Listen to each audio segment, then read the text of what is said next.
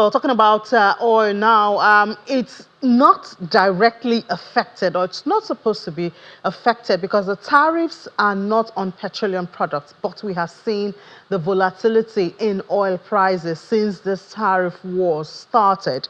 So let's delve into this now with the Vice Chair of African Energy Council, Mr. Chinan Dikwa, joins us virtually. Hi, Chinan. Good afternoon and welcome to the program. Hi, Amy, good to see you again. Great. So they say when two elephants fight, the grass suffers. It seems oil has become the grass in this scenario. Absolutely, Amy, you're 100% right. There's an indirect correlation with anything happening in the economy with energy, oil and gas. And particularly on the front, just to be very clear, US tariffs have been laid down. Some of them, of course, have to do with some petroleum products. So that's clear enough, gas going to LNG going into the US, some petroleum products as well.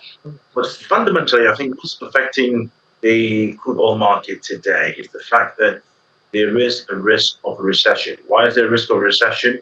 Exactly what you described there. President Donald Trump has put massive tariffs on the global economy. Even though he's scaled some of them back, the reality of it is the initial tariffs are still there, a minimum of 10%. Now, with that kind of tariff, what that means is everything becomes more expensive. If everything becomes more expensive, that means you and I and many consumers will not put hands in the pocket to spend money. If we do not spend money, ultimately it means that the economy slows down, ultimately potentially going into a recession. Now, in a recessionary scenario, that's a very clear thing. Demand for oil products decreases significantly, just a given. It always happens. When you have a recession, demand drops. So that's what people are pricing in. $64 per barrel is a vote of the vote that many traders have right now of where we are at the moment. But to be honest, Eni, there seems to be more downside coming, unfortunately. OPEC will put more barrels onto the market starting this April.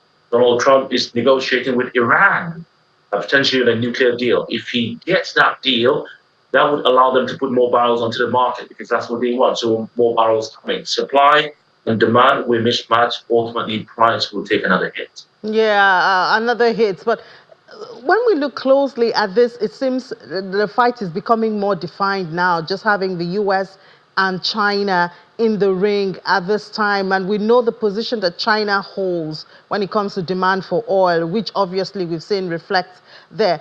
If this intensifies, which is the direction it seems to be taking, what else can we expect with oil and consequently other commodities and economies?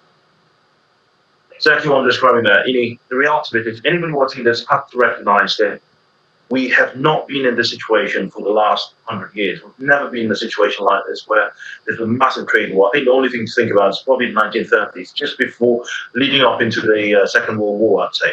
We've never been in this situation. And even though, I'm at this point, even though there's been a pause for 90 days now, to your point, there are still at the minimum 10% tariffs on most of the products. So 10% tariffs, one. Automobiles, all of them coming to US, still have 25% levy tariff on there. Steel and aluminum still have huge tariffs on that front. And of course, like I said there, we are in a situation where OPEC would start to put some barrels into the market.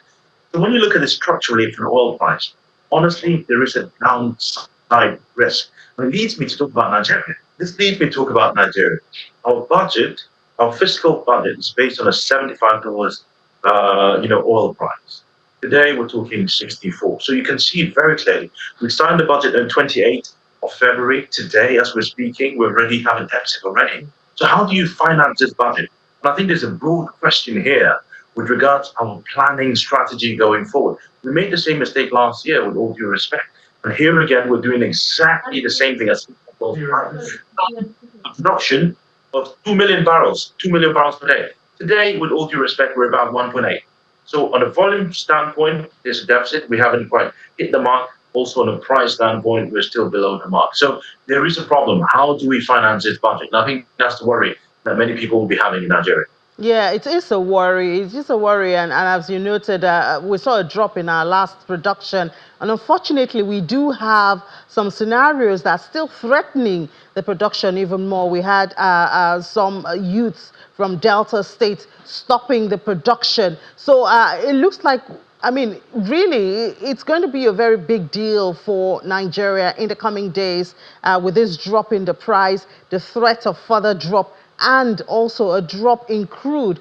Perhaps the country should look to non-oil exports or agriculture as a way to buffer this that's coming at us at this time.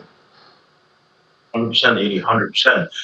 Oil accounts for 90% of our export earnings and our foreign exchange, so it's a huge deal. Like you said there, if you go to my also, we have a community there, the Fefe community, I think, who are threatening. They gave them the 10-day ultimatum, and it looks like they are willing to go and blow up some pipelines. They've made that very clear. You look at LNG, Nigeria LNG, just segue a little bit. They've had huge challenges over the last couple of months, again, with pipeline vandalism. So when you have this scenario, where we need to finance a budget which is about 55 trillion naira. It's about 36 billion USD. We need to finance that budget. A lot of the money to finance that budget comes from our crude oil sales. And now the crude oil sales, from a global standpoint, is in real problem.